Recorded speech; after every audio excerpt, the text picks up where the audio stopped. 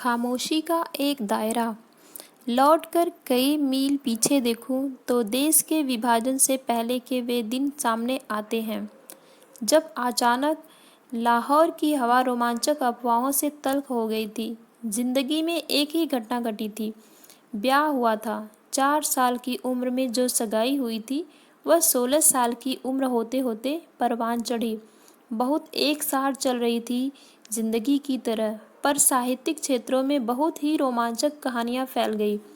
मालूम हुआ पंजाबी कविता में जिस कवि का नाम उस समय मान के साथ लिया जाता था, उसने मुझ पर कई कविताएं लिखी हैं। यह उस समय के प्रसिद्ध कवि मोहन सिंह का नाम था। पर जिन समागमों में मैंने मोहन सिंह जी को देखा, उनसे साधारण सी मुलाकात हुई है, इससे ज़्यादा कुछ नहीं। शायद उनका स्वभाव ही संजीदा और गंभीर था, इसलिए मुझे उनसे कोई शिकवा नहीं था। पर इर्द गिर्द फैलने वाली कहानियों से मैं खुश नहीं थी। मेरे मन में उनके लिए अपने से बड़े कवि होने के नाते एक आदर भाव था, पर इसके सिवाय कुछ नहीं था। मेरा मन अपने ही भीतर से उड़ती हुई परछाई से घिरा हुआ था, इसलिए इर्द गिर्द की कहानियाँ केवल यह डर जगाती थी कि मैं एक गलतफहमी का केंद्र बन रही हूँ। पर मोहन सिंह जी का शिष्टाचार ऐसा था कि उनको लेकर कोई शिकवा नहीं कर सकती थी। फिर एक दिन संध्या के समय मोहन सिंह जी मिलने के लिए आए।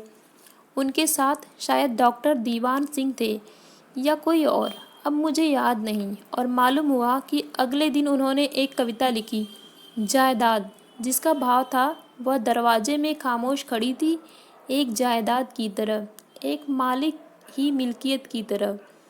मेरे लिए ये मेरे मन के बहुत कठिन दिन थे। कविता की स्पष्टता मुझे बेचैन कर रही थी कि एक अच्छे भले आदमी को मेरी खामोशी गलतफहमी में डाल रही है। पर यह पता नहीं लग रहा था कि खामोशी को मैं किस तरह मोड़ूं। मेरे सामने मोहन सिंह जी ने अपनी खामोशी कभी नहीं तोड़ी। इस खामोशी में एक अपनी आबरू थी जो कायम थी। और फिर एक दिन मोहन सिंह आए। उनके साथ फारसी के विद्वान कपूर सिंह थे। मेरा संकोच उसी प्रकार था जिसमें आदर भी सम्मिलित था, पर शायद कुछ रूखापन भी, कि अचानक कपूर सिंह जी ने कहा, Mohan Singh, don't misunderstand her, she is not love you. तो चिरकाल की जमी हुई खामोशी कुछ पिघल गई। उस दिन मैं साहस करके कह सकी, मोहन सिंह जी, मैं आपकी दोस्त हूँ, आपका आदर करती हूँ, आप और क्या चाहते हैं। बड़े संकोच भरे शब्दों में मैंने केवल इतना कहा, और मेरे ख्याल से यह काफ़ी था। मोहन सिंह जी ने कुछ नहीं कहा, केवल बाद में एक छोटी सी कविता लिखी जिसमें वही शब्द दोहराए, मैं आपकी दोस्त हूँ, मैं आपकी मित्र हूँ, और आप और क्या चाहते हैं। और आगे की पंक्तियों में लिखा, मैंने और क्या चाहना है।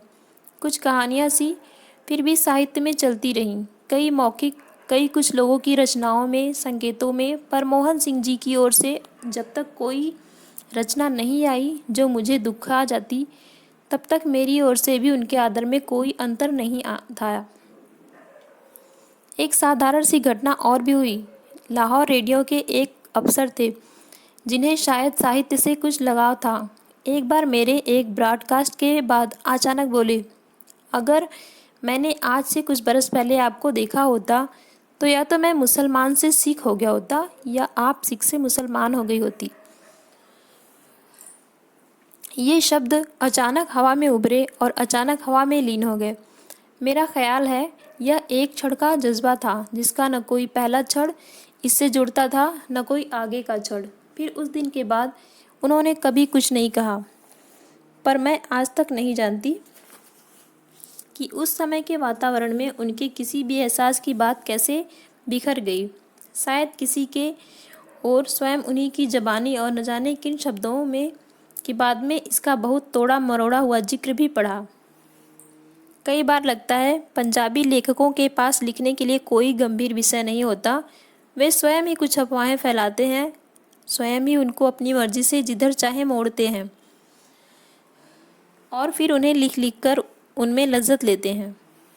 हाँ, वर्षों बाद जब मैंने दिल्ली रेडियो में नौकरी की तो वहाँ एक पंडित सत्यदेव शर्मा हुआ करते थे, जो लाहौर रेडियो पर स्टाफ आर्टिस्ट थे और दिल्ली रेडियो पर भी स्टाफ आर्टिस्ट थे। उन्होंने हिंदी में एक कहानी लिखी, 26 मैन एंड अ गर्ल। कहानी का शीर्षक उन्होंने गोरकी की कहानी से ही लिया, पर लिखा उस पुरानी घटना को और कहानी लिखकर मुझे सुनाई। बड़े साफ दिल के आदमी थे। उन्होंने बताया, लाहौर रेडियो पर तुम्हें नहीं मालूम कि कितने लोग तुम में दिलचस्पी लेते थे, खासकर वह आदमी भी। और हम सब स्टाफ के लोग महीनों तक एक फिक्र के साथ देखते रहते कि आगे क्या होगा, पर कुछ हुआ नहीं। शर्मा जी शायद यह कहानी भी न लिखते, पर मुझे देखकर उन्हें बरसों पुराना वह इंतज़ार याद आ गया जिसमें वह कुछ होने की संभावना से चिंतित रहते थे। कहानी में स्टाफ के छोटे छोटे लोगों के कानों का जिक्र था, जो कुछ उड़ती हुई सुनने के लिए दीवारों से लगे रहते थे। कुछ सुनाई नहीं देता था तो हैरान बैठ जाते थे कि शायद कुछ हो ही चुका हो, पर कानों तक नहीं पहुंच रहा है। शर्मा जी साधारण से लेखक थे, पर मेरा ख्याल है यह कहानी उनकी सबसे अच्छी कहानी थी। उन्होंने एक तनाव के वातावरण को पकड़ने की कोशिश की थी, पर अपनी ओर से पंजाबी लेखकों की तरह ज़बरदस्ती कोई नतीजा नहीं निकाला। कहानी में एक ईमानदाराना सादगी थी।